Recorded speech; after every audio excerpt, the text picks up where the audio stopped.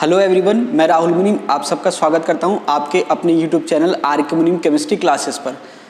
काफ़ी टाइम से जो है मैं वीडियो नहीं डाल पाया, लेकिन अब मैं आपको प्रॉमिस करता हूं कि अब रेगुलर बेसिस पे जो है आपको वीडियो मिलेंगे और आपके लिए काफ़ी हेल्पफुल रहेगा कंपटीशन एग्जाम के लिए।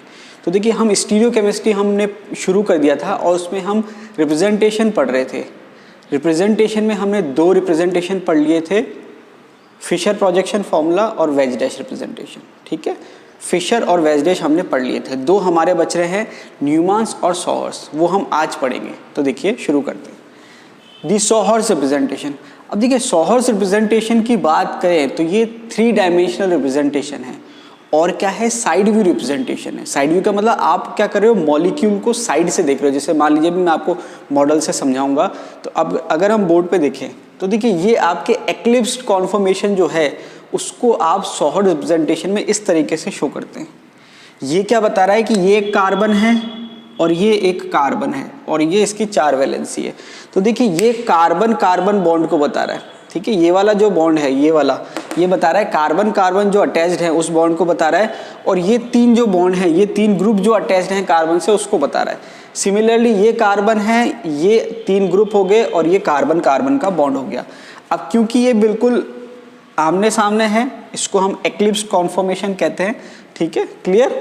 और ये आपके हो जाएगा स्टैगर्ड कॉन्फॉर्मेशन। स्टैगर्ड का मतलब यहाँ पर ये ऊपर है तो ये नीचे है, जबकि एक्लिप्स में क्या था, ये नीचे तो ये नीचे, मतलब आमने सामने थे। यहाँ पर अपोजिट है। देखिए ये नीचे है तो ये भी नीचे, आमने सामने हो गए। ये ऊपर है और ये नीचे, अपोजिट हो गए। तो ये एक्लिप्स्ड कॉन्फॉर्मेशन है और ये स्टैगर्ड कॉन्फॉर्मेशन है। ये आपके कार्बन कार्बन बॉन्ड को बता रहा है और ये 3 आपके ग्रुप हो जाएंगे। बात समझ में आ रही है। एक्लिप्स्ड कॉन्फॉर्मेशन को आप सिन पेरीप्लेनर भी कहते हैं और स्टैगर्ड को आप एंटी पेरीप्लेनर भी कहते हैं। ये हमने वेज डैश में भी देखा था। तो ये हो जाएगा सिन पेरीप्लेनर और ये हो जाएगा एंटी पेरीप्लेनर। अब देखिए, अगर हम मॉडल से समझें इसको तो देखिए ये किस तरीके का रिप्रेजेंटेशन है। ये आपके मान लीजिए मॉडल है। सबसे पहले बात करें हम एक्लिप्स कॉन्फॉर्मेशन की, तो देखिए एक्लिप्स कॉन्फॉर्मेशन में ये नीचे है। ठीक है, और आप इसको साइड से देख रहे हैं तो ये इस टाइप से हो जाएगा। ठीक है, तो यहां पर आपने क्या देखा कि ये जो है ये आपको तिरछा दिख रहा है, तो ये वाला बॉन्ड हो जाएगा और ये आपके आगे के 3 ग्रुप हो गए। तो ये आगे के 3 कौन से हो गए, ये और ये, और ये आपके कार्बन कार्बन बॉन्ड हो गया और ये आपके ये ग्रुप और ये ग्रुप। तो ये एक्लिप्स कॉन्फॉर्मेशन हो गया। तो आप क्या कर रहे हो, मॉलिक्यूल को साइड से देख रहे हो। तो साइड से देखने से 3 ग्रुप ऐसे और ये 3 ग्रुप ऐसे, और ये आपके कार्बन कार्बन बॉन्ड हो जाएगा। ठीक है, ये क्या हो जाएगा, कार्बन कार्बन बॉन्ड हो जाएगा। वहीं पर जब आप स्टैगर्ड कॉन्फॉर्मेशन की बात करोगे तो देखिए मैं यहाँ आपको बता देता हूँ। स्टैगर्ड कॉन्फॉर्मेशन में ये पहला वाला ऊपर हो जाएगा। तो ये देखिए मैं इसको ऐसे कर देता हूँ, ये आपके स्टैगर्ड कॉन्फॉर्मेशन। और आप इसको तिरछा देख रहे हैं, कैसे देख रहे हैं, तिरछा। तो जब आप तिरछा देखेंगे तो ये आपको दिखेगा ऐसे 3, और ये आपके 3, ये स्टैगर्ड है। ठीक है, और ये आपके कार्बन कार्बन बॉन्ड। तो आप जब देख रहे हैं इसको तिरछा देख रहे हैं, मतलब यूं देख रहे हैं, ऐसे समझ लीजिए 45 डिग्री के एंगल से देख रहे हैं, ना तो फ्रंट से देख रहे हैं ना इधर से देख रहे हैं, बिल्कुल आप मिड में से देख रहे हैं। तो ये आपके साइड व्यू रिप्रेजेंटेशन है। तो ये आपके ऊपर है और ये नीचे है, तो ये आपके स्टैगर्ड कॉन्फॉर्मेशन है। इसको आप एंटी पेरीप्लेनर भी कहते हैं।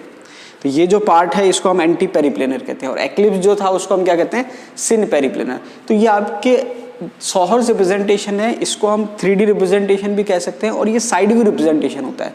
और सबसे इंपॉर्टेंट बात ये है कि जो साइक्लिक सिस्टम होता है, जैसे साइक्लोहेक्सेन है, वहाँ पर ये रिप्रेजेंटेशन बहुत ही हेल्पफुल होता है। ठीक है, तो ये थी बात आपके सॉहर्स रिप्रेजेंटेशन की।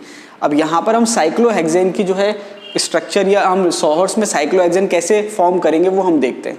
अब देखिए, साइक्लोहेक्सेन को अगर हमें रिप्रेजेंट करना हो तो हम मैक्सिमम केस में जो है सॉहर्स रिप्रेजेंटेशन से रिप्रेजेंट करते हैं, और ये आपके साइक्लोहेक्सेन की चेयर कॉन्फॉर्मेशन है। देखिए साइक्लोहेक्सेन जो है कॉन्फॉर्मेशनल आइसोमेरी शो करती है, लेकिन यहाँ पर ये जो है चेयर कॉन्फॉर्मेशन है। तो देखिए चेयर कॉन्फॉर्मेशन जो है स्टैगर्ड कॉन्फॉर्मेशन है, मतलब यहाँ पर हर कार्बन जो है स्टैगर्ड फॉर्म में है। तो यहाँ पर आप देखेंगे कि ये 6 कार्बन हैं। ठीक है, 6 कार्बन में से आप इसको ऐसे समझ सकते हैं, 3 कार्बन ऊपर की तरफ हैं और 3 कार्बन जो हैं वो नीचे की तरफ हैं।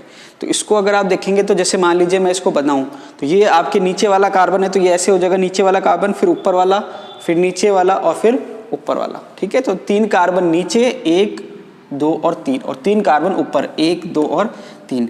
अब देखिए यहाँ पर आप इसको ऐसे समझ सकते हैं कि 3 कार्बन ऊपर हैं तो ये एक प्लेन में हो गए 3 कार्बन, और 3 कार्बन नीचे है तो ये एक प्लेन में हो गए।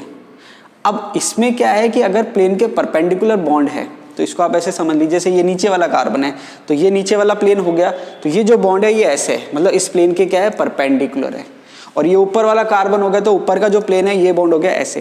तो यहाँ पर आपके जो 2 ग्रुप हैं जिसको आप हाइड्रोजन कह सकते हैं, तो ये आपके जो परपेंडिकुलर नीचे की तरफ है और परपेंडिकुलर ऊपर की तरफ है वो सारे एक्सियल पोजीशन कहलाती है। क्या कहलाती है? Axial position. तो यहाँ पर आपके हर कार्बन पे 2 हाइड्रोजन है, एक एक्सियल और एक इक्वेटोरियल। तो जो एटम या तो ऊपर है प्लेन के या नीचे है प्लेन के वो एक्सियल हो जाएंगे। तो देखिए 3 एक्सियल नीचे और 3 एक्सियल ऊपर, ऑल्टरनेट पोजीशन पे। तो यहाँ पर अगर आप 2 कार्बन को सिलेक्ट करें, जैसे मान लीजिए मैंने ये 2 कार्बन सिलेक्ट कर लिए, तो अगर आप इसको देखेंगे तो देखिए इतना अगर आप देखेंगे तो आपको लगेगा कि ये क्या है, स्टैगर्ड कॉन्फॉर्मेशन है सॉर्स रिप्रेजेंटेशन का। तो देखिए ये एक्सियल और ये एक्सियल, तो ये दोनों एक्सियल आपस में क्या हो जाएंगे, एंटी पेरिप्लेनर। क्या हो जाएंगे? एंटी पेरिप्लेनर। ये हम कह सकते हैं स्टैगर्ड कॉन्फॉर्मेशन है, और ये दोनों पोजीशन जो आपस में क्या है, एंटी पेरिप्लेनर पोजीशन है। तो ये आपके काफी हेल्पफुल होता है साइक्लोहेक्सेन को रिप्रेजेंट करने में, सॉहर रिप्रेजेंटेशन। साइक्लोहेक्सेन की कॉन्फॉर्मेशनल एनालिसिस जो है हम बाद में पढ़ेंगे डिटेल में। Newman projection. अब देखिए न्यूमान प्रोजेक्शन जो है वो 2 डायमेंशनल रिप्रेजेंटेशन है और फ्रंट व्यू रिप्रेजेंटेशन है।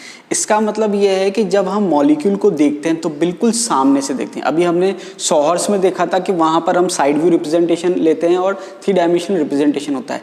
इसके जस्ट रिवर्स की अगर हम बात करें, न्यूमान जो है, यहाँ पर न्यूमान में हम फ्रंट व्यू लेते हैं और ये 2 डायमेंशनल रिप्रेजेंटेशन होता है। अब इसको हम कैसे समझे, मान लीजिए ये एक कार्बन है और ये एक कार्बन है, तो अगर आप इसको ऐसे देख रहे हैं तो ये साइड व्यू रिप्रेजेंटेशन है, और अगर आप इसको बिल्कुल ऐसे देख रहे हैं कि सामने वाला कार्बन तो आपको दिखे और पीछे वाला कार्बन ना दिखे, तो ये आपके न्यूमान प्रोजेक्शन कहलाता है।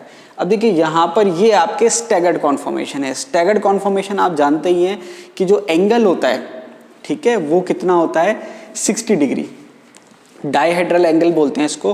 देखिए एक तो ये होता है कि 2 बॉन्ड के बीच का एंगल होता है, जैसे मान लीजिए ये बॉन्ड है, ये इसके बीच का एंगल है, तो ये आपके बॉन्ड एंगल कहलाता है।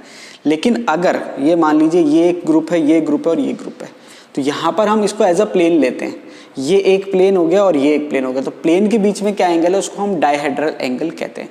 तो डाइहेड्रल एंगल अगर 0 है तो वो एक्लिप्स कहलाता है, और डाइहेड्रल एंगल अगर 60 है तो वो क्या कहलाता है, स्टैगर्ड। तो देखिए यहाँ पर ये जो एंगल है ये आपके 60 डिग्री है, ठीक है, तो ये 60 डिग्री एंगल होता है। तो इसके जस्ट बिल्कुल, अब देखिए ये ऊपर है तो ये नीचे है, ये यहाँ है तो ये मतलब जस्ट अपोजिट है, तो ये आपके स्टैगर्ड कॉन्फॉर्मेशन कहलाता है, जिसको आप एंटी पेरिप्लेनर भी कहते हो, ठीक है, ट्रांसॉइड भी कह देते हैं कई बार हम, ठीक है, सिसॉइड ट्रांसॉइड हमने पढ़ा था। तो एक्लिप्स को हम कहते हैं सिन पेरिप्लेनर और सिसॉइड, स्टैगर्ड को हम कहते हैं एंटी पेरिप्लेनर और ट्रांसॉइड।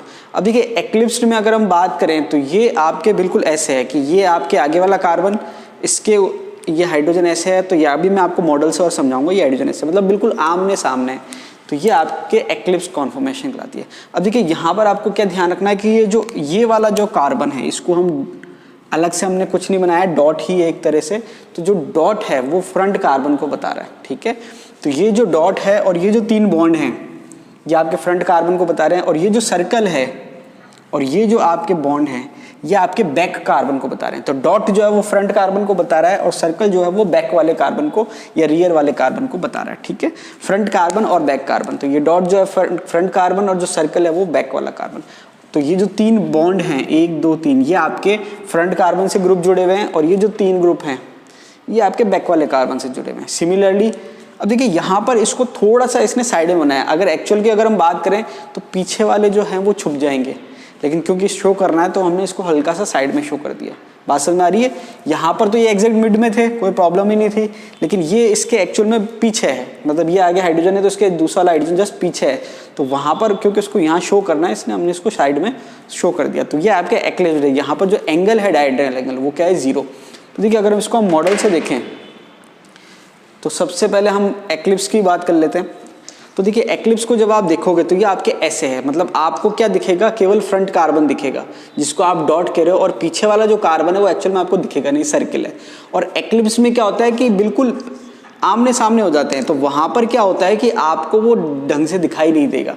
फ्रंट वाला तो दिखाई देगा लेकिन पीछे वाला दिखाई नहीं देगा, ये दिखाई देगा लेकिन ये दिखाई नहीं देगा, ठीक है। तो ये एक्लिप्स कॉन्फॉर्मेशन है। स्टैगर्ड की बात करें तो देखिए स्टैगर्ड में हमने क्या कहा कि ये ऊपर है तो ये नीचे है, ये इधर है तो ये इधर है, ये इधर है तो ये इधर, तो जो एंगल आ रहा है वो कितना आ रहा है 60 डिग्री। मतलब ये जो है इन दोनों के बीच में है और ये इनके बीच में एंगल कितना है 120 डिग्री। वैसे तो नहीं है, लेकिन अगर हम इसको 2D मान के चलें तो ये 120, ये 120 और ये 120 और ये इसके जस्ट मिड में आ गया। तो समझ में आ रही बात। तो यहाँ पर आपके न्यूमान में जो है फ्रंट व्यू रिप्रेजेंटेशन है, तो ये आपके डॉट से आप इसको रिप्रेजेंट करेंगे और इसको आप सर्कल से रिप्रेजेंट करेंगे और ये 2 डायमेंशनल रिप्रेजेंटेशन है। तो आई थिंक आपको क्लियर हो गया होगा। तो देखिए हमने जो है 4 रिप्रेजेंटेशन थे वो चारों हमने कंप्लीट कर लिए हैं। आई थिंक आपको समझ में आया होगा। और नेक्स्ट क्लास में हम असाइनमेंट जो था DL जो है या RS है वो हम शुरू करेंगे। तो वीडियो को अंत तक देखने के लिए बहुत बहुत धन्यवाद। अगर आपको वीडियो अच्छा लगा तो लाइक कीजिए, चैनल पे अगर आप नए हैं तो चैनल को सब्सक्राइब कीजिए और आपके कोई भी सजेशन है तो आप मुझे कमेंट बॉक्स में बता सकते हैं। Thank you.